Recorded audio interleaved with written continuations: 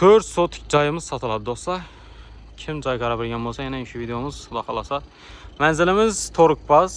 Yana bu doğruda parashok zavod bor. Shu parashok zavodning doğrusundagi ko'cha bu. To'riqbaz yonida 4 sotik yere qurilgan ekan, usti bosirilib, shifrlanib, eldina yana teshkilab, quyilib. Narxini aytamiz, sразу 350 milyon. Oyna ishlari qurilgan, naveslari ishlangan yana.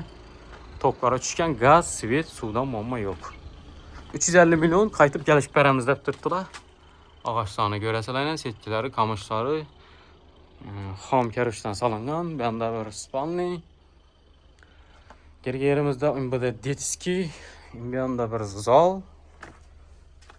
İndi toşu bilməm, birisi zal, birisi spalni. Может, bam zal buluşu mümkün, içində planlangan. Bu yanda yenə bir zal, bir spalni болады. Şularni qaysi qo'ysam. Bir də hacatxanası bilan duşu bo'ladi. Qarang'ida endi o'zimcha ko'rinmaydi. 350 milyon qaytib kelishib beriladi. Bir de bir yana hol, bir yanda oshxonasi.